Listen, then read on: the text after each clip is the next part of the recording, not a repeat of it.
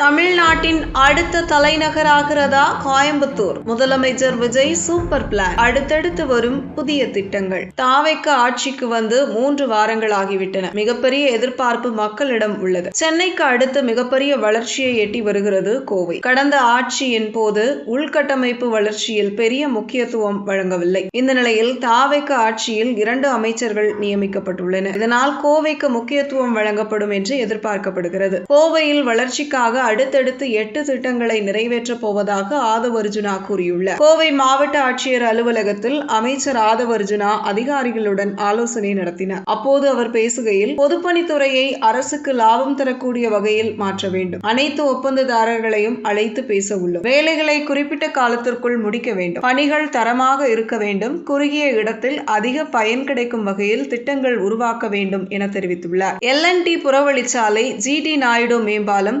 நீலாம்பூர் வரை திட்டங்களை நீட்டிப்பு செய்ய உள்ளோம். இந்த திட்டங்களில் சில சிக்கல்கள் உள்ளன. இது தொடர்பாக டெல்லி சென்று மத்திய அமைச்சர்கள், அதிகாரிகளை சந்தித்து பேச உள்ளோம். கோவையில் அரசு மருத்துவமனை கட்டிடங்கள் மோசமாக உள்ளன. இந்த கட்டிடங்களை பழுது பார்க்க முடியுமா அல்லது இடித்துவிட்டு புதிதாக கட்ட முடியுமா என்று ஆலோசனை நடத்தி முடிவு செய்வோம் என அமைச்சர் ஆதவ் அர்ஜுனா தெரிவித்துள்ளார். கோவையின் வளர்ச்சிக்காக அடுத்தடுத்து 8 திட்டங்களை நிறைவேற்ற முடிவு செய்துள்ளோம். எந்த அரசு டெண்டருக்கும் கட்சி நிதிகள் இல்லை. கோவையில் பிரம்மாண்ட விளையாட்டு மையம் கட்ட உள்ளோம். அனைத்து துறைகளை ஒருங்கிணைத்து குழு உருவாக்கப்படும். நிலுவையில் உள்ள திட்டங்களை ஆராய்ந்து 60 நாட்களுக்குள் தீர்வு காண்போம். கோவைக்கு கூடுதல் முக்கியத்துவம் கொடுக்க முதலமைச்சர் அறிவுறுத்தியுள்ளார். விரைவில் திட்டங்கள் அறிவிக்கப்படும் என அமைச்சர் ஆதவ் அர்ஜுனா தெரிவித்துள்ளார்.